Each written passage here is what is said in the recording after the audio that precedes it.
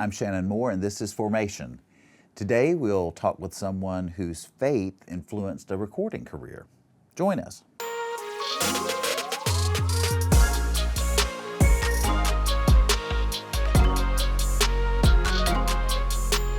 Welcome to Formation, a weekly podcast from University Christian Church in Fort Worth, Texas, where every week I sit down with someone and we talk about faith.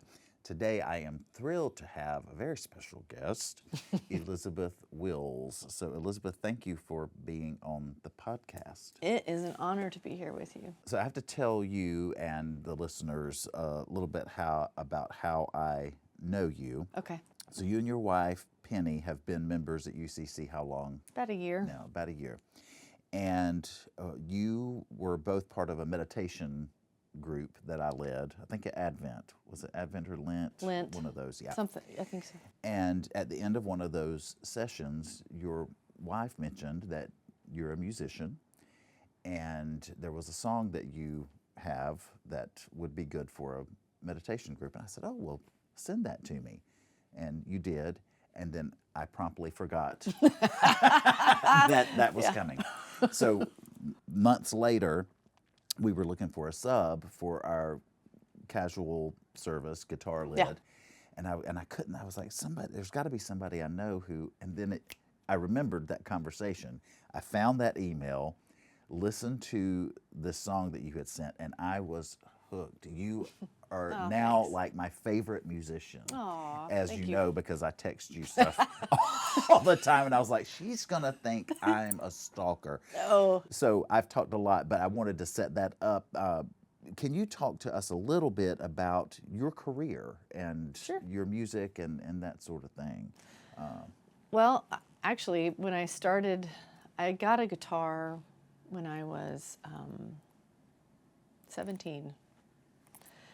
I'd been asking for one for years, and I played the piano when I was a little kid, and wrote songs when I started writing songs when I was about 8. Okay. They were terrible. They were about things like monkeys and, whatever, soccer probably, whatever was playing interesting soccer, to yeah. me at the time. But I actually wrote some love songs too when I was a little kid. I was a very sensitive child, as you can probably imagine. But when I was a senior in high school for Christmas, my parents finally broke down and gave me a guitar. And I taught myself how to play. Did you just feel that you knew that you could play it? Yeah, Yeah. I did. And I think if piano is your training wheels, if you can play the piano, you can pretty much figure out, especially a stringed instrument, you can pretty much figure it out. And so I taught myself how to play from, books and stuff. But I started writing, just my songwriting just like exploded. And I went to Catholic high school here in town, the only one. Was that Nolan? It was Nolan, yep. And did you also go to Catholic church? I did. That was your faith I background? grew up Catholic, absolutely. Okay. And it really had a very heavy influence on the way that I incorporated the way I experienced God in the world. I grew up in a Catholicism that was very open-minded, and this was the 70s and 80s, so this was a different time in the church when social justice was really, really taking off.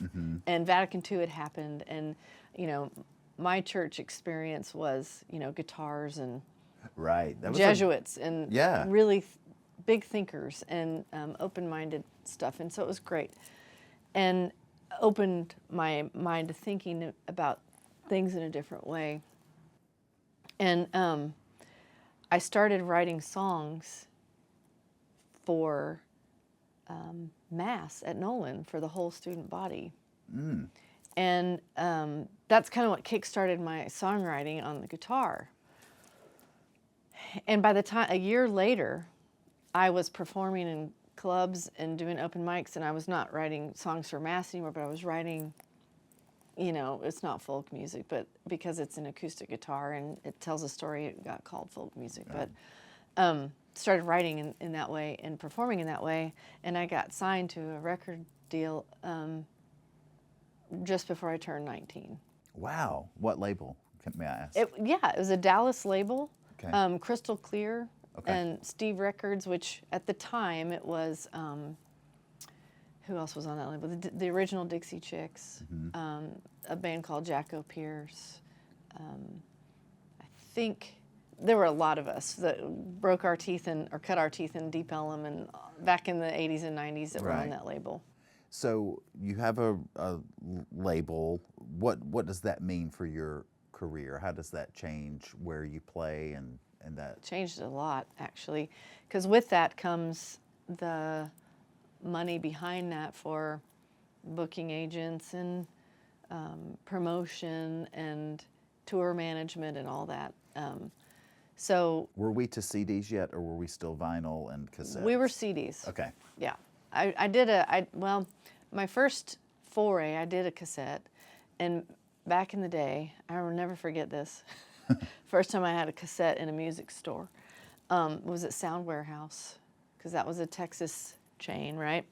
And I see all the people of my age nodding their head, and their Sound Warehouse was, owned. Eventually, I think Blockbuster bought Sound Warehouse, but it was just a huge record store. And I remember the first time I went in there and I saw my tape, my cassette in the slot.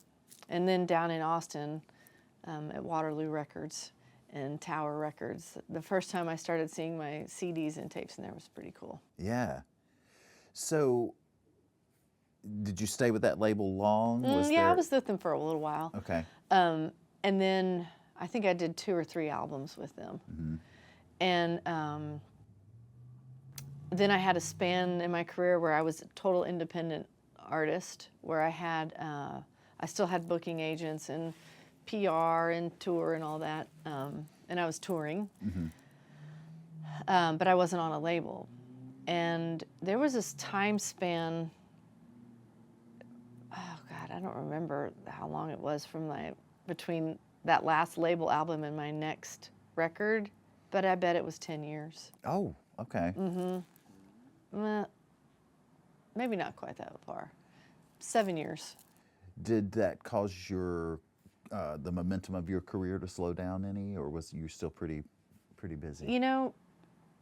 Back then, not really, because I was playing all the time.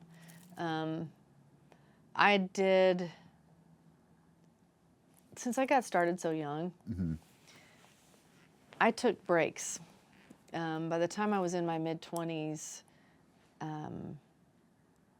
mid to late 20s, I had my first real significant episode of debilitating anxiety and depression where I had agoraphobia. I had really significant, I got diagnosed with panic disorder, which this is a whole other podcast, but it totally informs me and my writing and why I write the way that I do and why my music was an important processing for myself.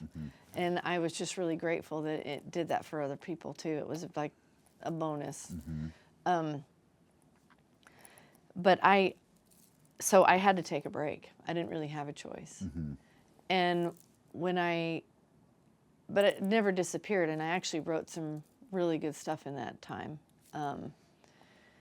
And kind of returned to center.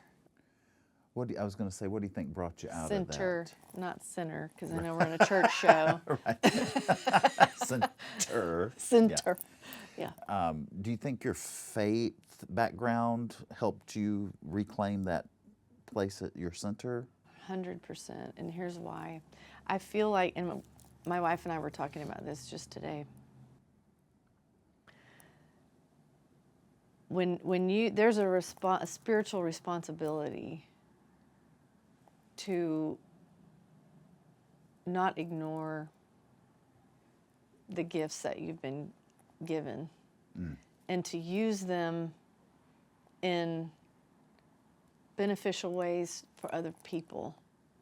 And whether it's one person, whether it's you and my music touched you and connected with you in some way, if you were the only person that ever said that to me, that would really be enough. And that's honest, that's the truth, because that's what it's for. It's not just for me. It was something that I feel a real responsibility about when I'm writing, when I'm performing. Music is this very intimate, sacred space. And what it does is it gets through in the cracks in people where they're hurting sometimes. And there's a vulnerability there that I think is really precious and sacred. And I have a responsibility when I enter that space to honor it. And I think my faith is what informs that. And my hope is that that kindness carries through, and the hope that I have carries through. Even when I'm writing about things that are hard, you will never have a song of mine that doesn't resolve lyrically. Okay, great. Well, we're going to take a short break, and then when we come back, I want to talk about some of your songs. Cool. All right, we'll be back after this message from University Christian Church.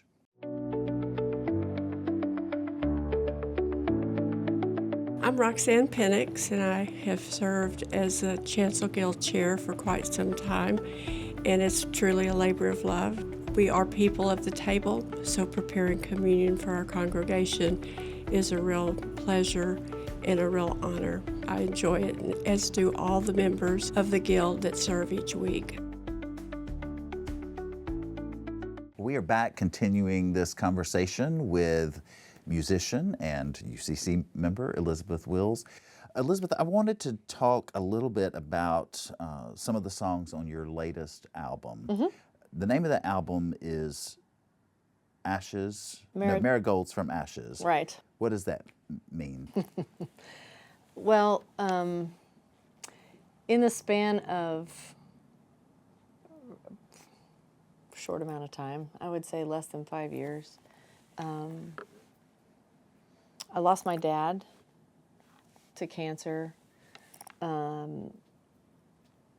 We had several significant losses, but also the work of getting through some traumatic things in my own life and working through that, and that's hard work. And the constant working on myself is sort of the metaphor for what I just said before we took the break of there is a resolution. It's hard, and the work is hard, and I'm not here to say it isn't, because that's not true. There's beauty in that work, and it's excruciating, but the alternative is harder. And so from those ashes, marigolds are really there, and you just have to look for them. That's your favorite flower? I love them. Yeah, I do.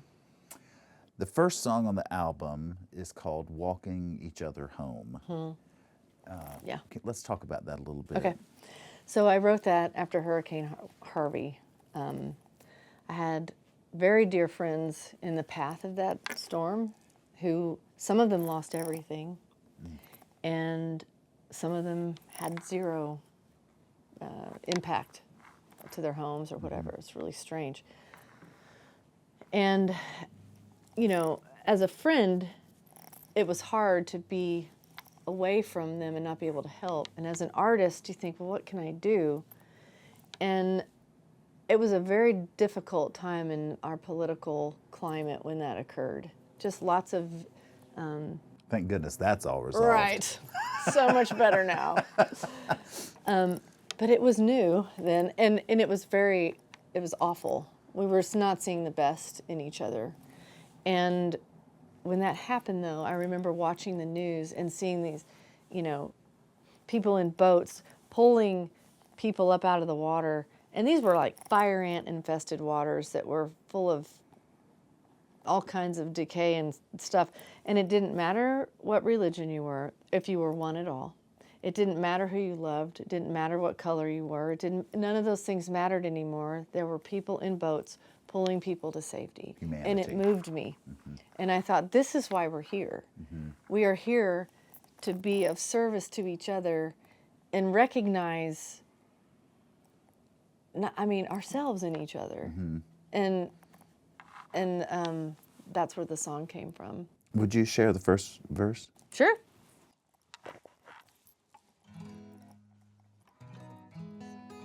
He stepped out into the ocean. The storm chased him all the way home.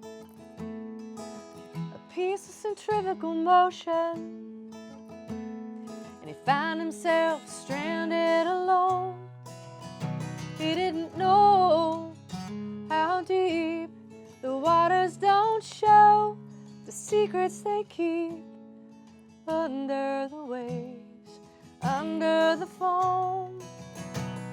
But then from the dark there came a hand not like his, but they were the same, and they were bringing him safe from the unknown.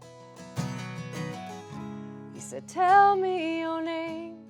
You don't look like me, but I think we're the same. And the stranger just smiled and said, don't you know, we're all here, we're walking each other home.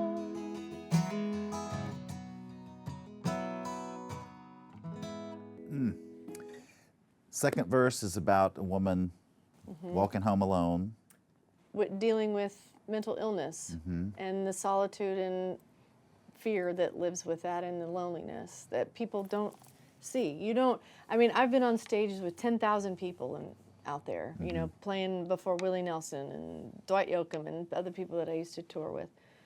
Nobody would ever guess I had panic disorder. Nobody knows what's happening in there, behind my smile, behind my eyes. And it's important that we recognize that it's possible that there's other things going on with someone, and to show some empathy and give them grace. The same person, well, a person approaches this Yep, it's character the same. as well. Same, yep. In my mind, when I wrote it, it's Jesus. Me, okay, I was going to ask, because for me, it's very Jesus. It's supposed to be. And he also appears to a child, a right. neglected child in the final verse. That's right. And so that was what I was going to ask, if that character for you was Jesus. Absolutely. Oh, okay. And how we show up as him in what we're doing. I'm brilliant. You are brilliant. There's another song on that album that Yeah. I want to talk about, and it's called In the Broken. It is such a special song to me. What does that song mean? What was the inspiration for that song? In the Broken? I wrote that song originally as a way to kind of ask for grace and saying, look, I was going through something really difficult at the time. And thinking, you know, I need to just say, I'm coming here with all my stuff, and I am asking for love and kindness, and from myself too, but also from the world, and sitting comfortably with feeling broken and it being okay to be broken, knowing that when that occurs, that's where enormous amounts of love have an opportunity to enter in and gild where the breaks were. And that song has resonated for people more than any other song I've ever written. Really? And I even sang it here many years ago when a man who used to be a member here, Corey Brown, when he passed away, I sang it at his funeral. Oh, wow. And this was 10 years ago, 11 years ago, maybe 12. So a it's song an about older, hope. it's a song that you've had, that's been with you for a while. It is. I re-recorded it. I wanted a different version of it. I was going to say, re-recorded it. okay, great. Well, I asked you one time if you got a penny for every time a song was played on Apple I'd be Music, rich. and you said not even that. But still, I bet you have $5 Right. from the time that from the many times that I've Thank listened to you. this album. So, and this song in particular. So I have asked you to to play this. Yeah. And for better or for worse, I'm going to sing with you. I'm so excited. Because I have sung it with you 1 billion times, and I just want to do it. And you said it Well, was okay, and so we will. And we did it last week, just Sort of horsing impromptu. around, Yeah. and it was gorgeous. And I hear you sing in harmony in church, and I'm like, oh, it sounds so good. So I'm excited. All right, me too.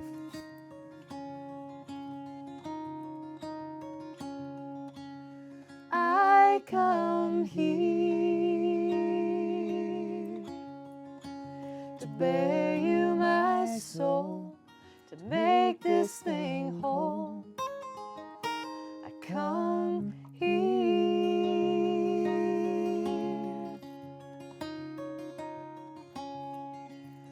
I run home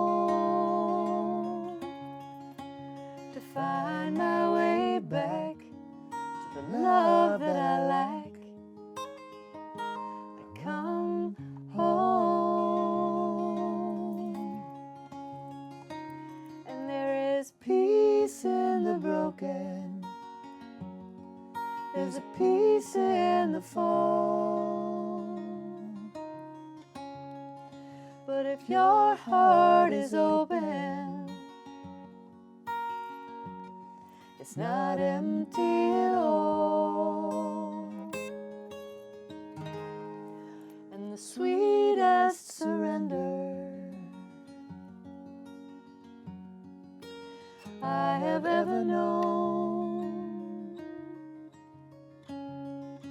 all that I can remember, I was standing here alone. But I was not alone, no.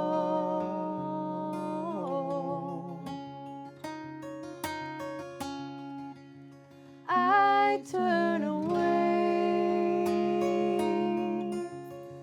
just to prove that I can fight with all my stupid might. I turn away.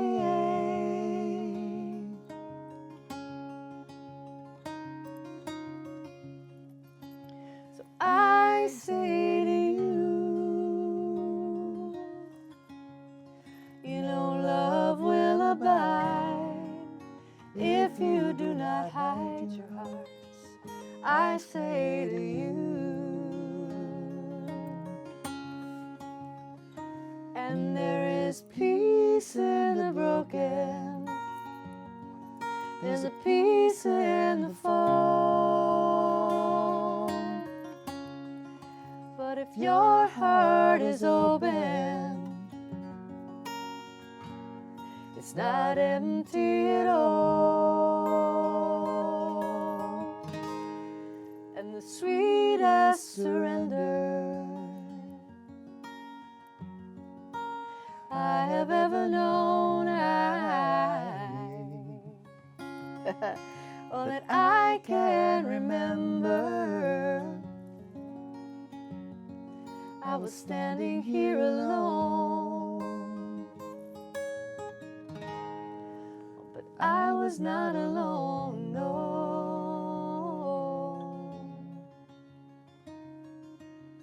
I come here to bear you my soul now, to make this thing whole. I come